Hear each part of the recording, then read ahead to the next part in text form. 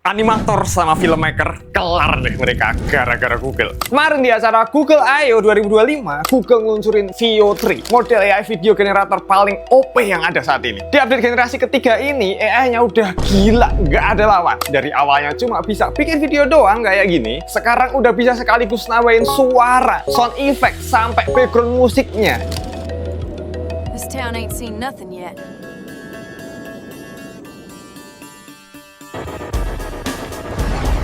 Ini jelas mind-blowing banget dan bakal ngubah cara industri film sama animasi bekerja. Ibaratkan aja, sekarang kita bisa ngebuat film sekelas Hollywood, tapi cuma modal ngetik doang. Sesuai apa yang kita mau.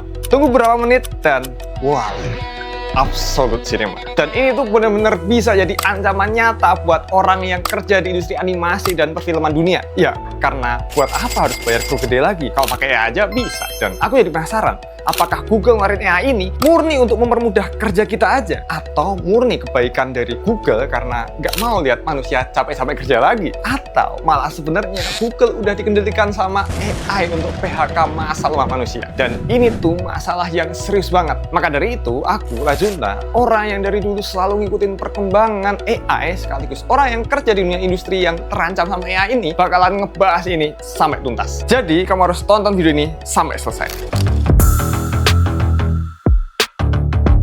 Bayangin aja, pagi-pagi kamu bangun tidur, keinget mimpimu, terus kamu minta ke AI untuk buat film dari mimpimu tadi. Ketik-ketik bentar, enter, tunggu beberapa menit sambil menikmati kopi di pagi hari, dan boom, kamu baru saja menghasilkan sebuah film siap tayang dan siap memenangkan penghargaan Oscar. Dan kalau ini bisa jadi kenyataan, fix Om Christopher Nolan sama Om Tom Cruise bakal nangis di pojokan. Soalnya mereka kan anti pakai CGI ya. Apalagi pakai AI kayak gini kan. Dan itu tadi bisa jadi gambaran gimana AI kedepannya akan mengubah cara kerja industri film dan animasi dunia. Karena nggak perlu lagi kru yang besar untuk bisa bikin film berkualitas tinggi. Karena nantinya semua orang, bahkan satu orang sendirian dari rumah, bisa buat film ataupun karya cuma modal AI tadi. Dan batasannya cuma imajinasi aja. Dan kenapa hebohnya waktu Veo 3 ini? Kenapa nggak waktu muncul Kling AI, Sora, Runway, atau AI video generator lainnya aja? Ya, jawabannya simpel banget. Karena ini produk Google, cuy. Siapa yang nggak tahu Google? Perusahaan raksasa yang udah jadi bagian hidup kita sehari-hari. Mulai dari kita nyari tugas sekolah di Google Search, nonton video tiap hari di YouTube, nyimpen file di Google Drive, sampai nyasar pun dibantuin sama Google Maps. Nah, sekarang Google ini mau ngelibas dunia perfilman dan animasi juga. Gimana nggak dengan rilisnya Veo 3 bakalan ngubah standar dunia AI video generator lainnya? Karena Veo 3 ini udah beda level dari AI lainnya. Ibarat sederhananya, kayak Veo 3 itu sebuah TV, dan AI lainnya itu ya sama-sama TV, tapi bedanya nggak dapat speakernya. Veo 3 ini nggak cuma AI generate video, tapi juga langsung ngasih sound design yang sesuai sama suasananya. Dia langsung sinkron sama gerakan bibir, background musik yang pas banget sama emosi ceritanya, bahkan bisa sampai nge-rap, cuy. Dan itu tadi bener-bener cuma modal dari satu ketikan kita aja. AI lain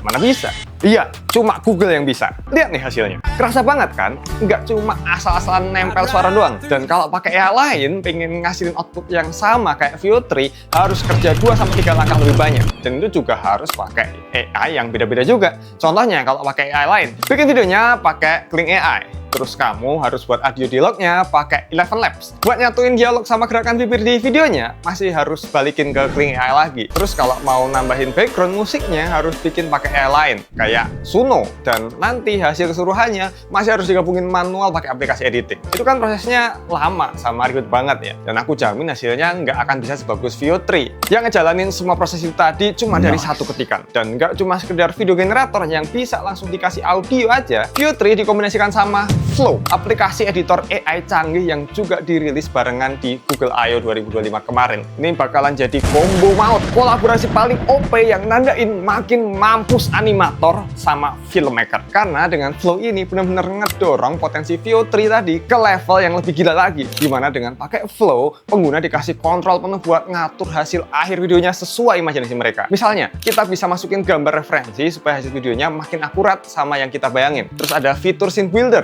yang membuat kita bisa generate banyak scene sekaligus dalam satu timeline. Jadi nggak cuma ngasilin video pendek, tapi bisa bikin video panjang dan kompleks. Mau hasil generate videonya diperpanjang? Bisa. ada bagian yang nggak sesuai, tinggal edit lewat prompt tambahan. Mau atur pergerakan kamera, ada kamera controls. Tinggal atur mau geser kanan, puter, zoom in, zoom out, semuanya bisa. Intinya Veo 3 dipadukan sama Flow ini bukan cuma AI video biasa, tapi udah kayak punya studio film pribadi lewat AI. Bayangin aja dari tahap praproduksi seperti nulis skrip, bikin storyboard, sampai produksi kayak ngatur kamera, pencahayaan, animasi karakter, bahkan pasca produksi kayak editing dan revisi, semuanya bisa kamu kerjain sendirian cuma lewat ketikan aja. Dan ini game changer banget di dunia industri perfilman dunia. Lihat aja hasil dari Veo 3 pakai Flow yang dibuat sama Om Dev Clark. Gila, merinding cuy. Ini udah kayak nonton film aksi beneran. Dari setiap scene yang digenerate ngalir mulus banget. Gak kerasa potongan atau tempelan. Kayak emang beneran satu-satuan film utuh. Terus dari wajah, warna, suhu gambar, sampai latar belakang,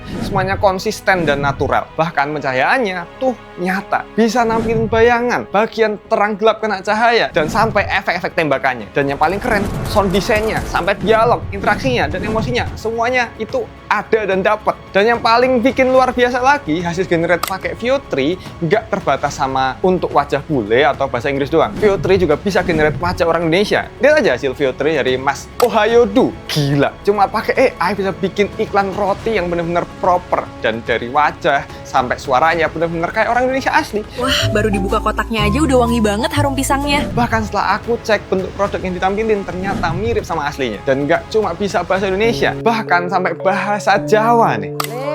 Iya nasib syutinganmu. Ada bahasa Sunda. Anjay pisan. Hirup teh menikil-kil teuing, bisa dengan iji awewe nu bogoh ka aing, pusing ah. Dan bahasa-bahasa daerah lainnya. Ini bener-bener ngebuka potensi gede banget buat bikin film pakai AI. Karena hasilnya tadi bisa beragam dan memungkinkan untuk buat suatu film yang kompleks. Ya emang sih tetap ada PR kayak jeda antar dialog yang masih kerasa. Iya, aku bingung nih. Bingung apa sih, Yang? Inkonsistensi properti masih sering kejadian, masih ada gerakan yang aneh di beberapa bagian, masih kelihatan kurang natural. Tapi kalau lihat balik perkembangan AI yang dari 3 tahun kemarin masih kayak gini, terus sekarang udah kayak gini, nggak bakalan nutup kemungkinan untuk nantinya AI benar-benar bisa ngasilin video yang sempurna dan benar-benar bisa nggantiin industri film dan animasi dunia. Terus coba sekarang kita bandingin dari segi biaya antara syuting film kayak biasanya sama buat film pakai AI. Ambil contohnya film rilisan belum lama ini, Mission Impossible The Final Reckoning. Film berdurasi hampir 3 jam ini makan anggaran sampai 400 juta US dollar atau sekitar 6,5 triliun lebih. Gila, mahal banget. Sekarang bandingin kalau buat film pakai AI, fokusnya pakai Veo 3 tadi. Untuk bisa akses Veo 3 dan juga aplikasi Flow, kita perlu langganan Google AI Ultra seharga $250 atau sekitar 4 jutaan per bulan. Dari langganan tadi kita bakal dapat 12.500 kredit per bulan. Dan untuk generate video pakai Veo 3 berdurasi 8 detik bakalan makan 150 kredit. Jadinya dari satu kali langganan tadi bakalan bisa ngasihin sekitar 83 generate atau total durasinya 11 menitan. Berarti untuk film berdurasi 3 jam cuma perlu 17 kali langganan atau cuma ngabisin total 70 jutaan aja. Gila, beda jauh banget. Ya aku tahu sekali generate belum tentu hasilnya sesuai, tapi walaupun butuh berapa kali percobaan mau sampai 10 sampai ratusan kali pun harganya tetap jauh lebih murah daripada produksi syuting biasa. Dan dari langganan tadi nggak cuma ngasih akses Veo 3 sama Flow tadi, tapi kamu juga dapat paket YouTube Premium sampai penyimpanan drive 30 tera dan masih banyak lagi. Jadinya bisa tuh waktu bikin filmnya sambil lihat YouTube tanpa perlu keganggu iklan. Sekarang dari segi lamanya waktu produksi,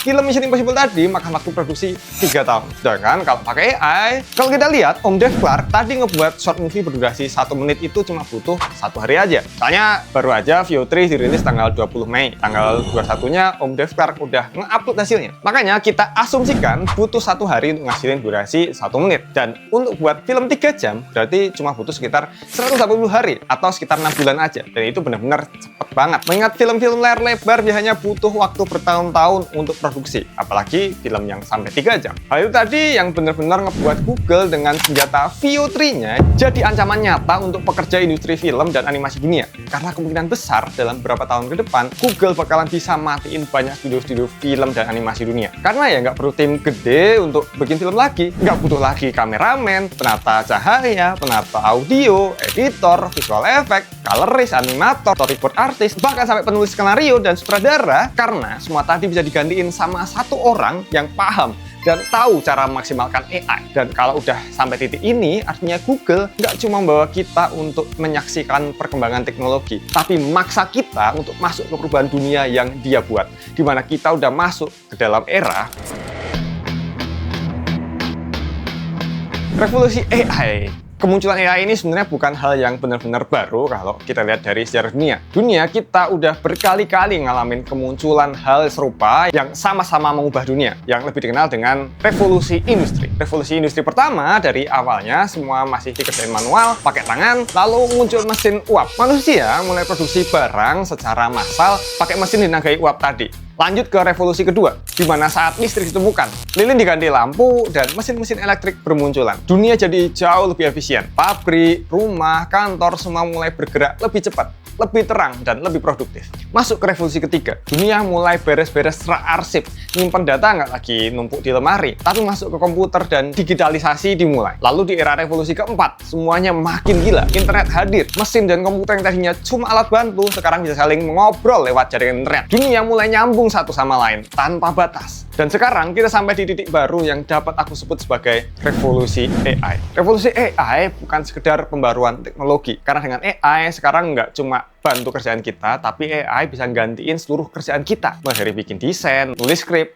bikin video, sampai ngelola perusahaan. Semua mungkin diselesaikan sama AI. Industri film, animasi, musik, bahkan medis dan pendidikan, semua kena dampaknya. Cara kerja seluruh industri bakal berubah drastis. Yang bertahan bukan yang paling kuat, tapi yang paling bisa beradaptasi. Dan buat yang anggap AI nggak penting dan nggak mau ngikutin perkembangan, ya siap-siap aja bakalan digantikan. Bukan sama manusia lain, tapi sama teknologi yang cerdasnya lebih dari kebanyakan orang-orang dunia. Dan ini bukan masa depan lagi, tapi udah kejadian sekarang. Contoh, kita bisa lihat dari perubahan cara orang jualan. Dulu jualan itu masih konvensional, buka toko fisik, bayar, sewa tempat, stok barang manual, dan ngandelin pelanggan yang datang langsung ke lokasi. Tapi begitu e-commerce mulai muncul, semuanya berubah. Cara orang belanja jadi jauh lebih praktis, transparan, dan efisien. Pembeli bisa pesan dari rumah, lihat harga pasti, bandingin produk dengan mudah, dan semua dikirim langsung di depan pintu. Waktu awal kemunculan platform e-commerce, banyak pedagang pasar atau toko kecil yang sempat protes karena mereka ngerasa tersaingi dan takut omsetnya turun. Tapi kenyataannya, sistem digital ini justru ngasih peluang lebih besar buat berkembang, bisa jangkau pelanggan dari seluruh Indonesia, bahkan luar negeri, tanpa harus buka cabang fisik. Dan dari situ kita bisa lihat, mereka yang mau belajar dan beradaptasi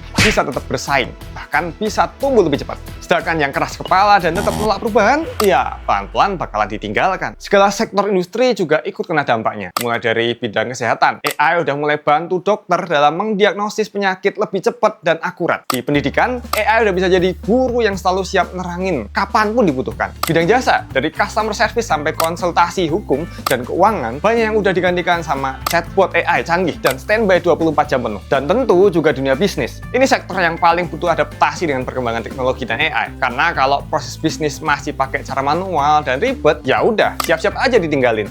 Jadinya buat kamu bisnis owner yang lagi mulai usaha, sekarang adalah waktunya untuk mulai digitalisasi bisnismu biar nggak ketinggalan zaman. Nggak usah nunggu punya tim IT yang jago coding. Kamu bisa bikin website sendiri dengan gampang. Kayak aku kemarin baru aja bikin website buat channel YouTubeku. Isinya mulai dari profil channel aku, konten-konten video, sampai ke kontrak kerjasama. Semua aku atur sendiri lewat satu platform yang namanya Odoo. Hasilnya kayak gini nih, keren banget dan tentunya profesional. Dan yang paling penting, aku bikin semuanya sendiri sehari jadi, tanpa harus ngerti coding sama sekali. Nah, buat kamu yang belum tahu, Odoo ini adalah modern ERP software atau rangkaian aplikasi kelola bisnis termudah dan affordable yang bisa bantu semua kebutuhan usaha kamu. Mulai dari bikin website, forum, CRM, produksi dan kelola stok, e-commerce, laporan keuangan otomatis, dan masih banyak lagi. Pokoknya lengkap banget deh. Sampai totalnya lebih dari 70 aplikasi yang bisa kamu gunain untuk mempermudah bisnismu. Dan semua tadi dalam satu sistem yang terintegrasi dan affordable. Kabar baiknya, kamu bisa coba gratis untuk satu aplikasi pertama yang bisa kamu pakai seumur hidup tanpa perlu bayar. Lengkap dengan hosting dan supportnya. Dan cara bikinnya juga super gampang. Tinggal buka odoo.com, klik uji coba gratis, terus pilih aplikasi yang kamu butuhin. Isi data yang diminta.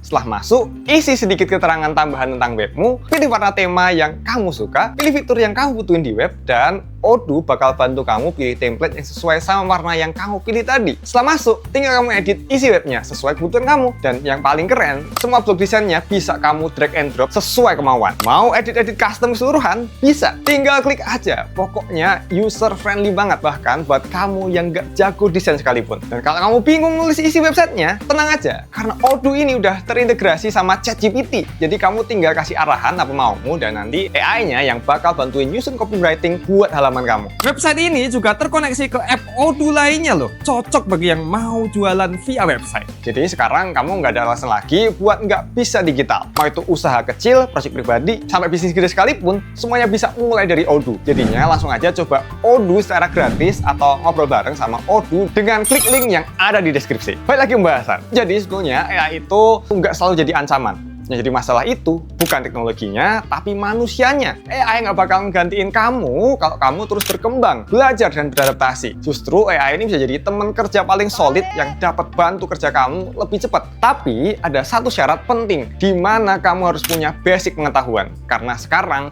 semua orang bisa pakai AI, tinggal buka, ketik prompt, dan jadi. Tapi hasilnya ya kadang bagus atau malah nggak karuan. Tapi beda cerita kalau yang pegang AI itu orang yang udah punya skill, pengalaman, dan pengetahuan. Misalnya di industri film, kita ambil contoh profesi penulis naskah. Ada dua orang penulis naskah yang sama-sama pakai AI, tapi orang pertama dia nggak punya pengetahuan dan skill menulis. Dia coba pakai AI untuk buat naskah, ketik-ketik prompt, buat cerita tentang film yang bagus dan menarik. Hasilnya, ya jadi sih jadi, tapi feel-nya hambar, konfliknya datar, dan dialognya kaku banget. Karena ya gimana mau bikin naskah yang bagus kalau dia sendiri aja belum tahu naskah yang bagus itu kayak apa. Beda sama orang kedua, dia penulis naskah profesional, udah paham banget struktur penulisan, pengembangan karakter, pacing cerita, dan tahu banget cara bangun emosi lewat dialog. Terus dia pakai AI bukan untuk minta naskah, tapi untuk bantu brainstorming ide, simulasi plot, atau bahkan ngebantu bikin visualisasi adegan. Hasil akhirnya nggak cuma jadi, tapi naskah yang dibuat benar-benar matang, bagus, dan punya rasa. Karena dia tahu cara ngarahin AI untuk dapetin hasil yang dia mau. Intinya, skill, kreativitas, dan pengetahuan manusia tetap nomor satu. AI itu cuma alat, dan alat yang sama di tangan orang berbeda, hasilnya nggak akan sama. Itulah bedanya orang yang sekedar pakai AI dan orang yang benar-benar maksimalkan AI. Mungkin AI bisa buat apapun, tapi AI nggak bisa merasa, dan disitulah letak keunggulan manusia yang belum bisa digantikan sama AI. Tapi ingat, selain AI yang bisa bantu hidup kita jadi lebih mudah, tetap ada juga AI yang berpotensi membahayakan umat manusia. Dan aku udah merangkum semuanya di dua videoku yang ini nih. Kenapa AI anomali membahayakan umat manusia? Dan videoku, kenapa pemerintah bikin iklan pakai AI lagi? Jadi buruan nonton biar kamu terselamatkan dan nggak cuma asal pakai AI. Pilih salah satu, mau nonton yang mana.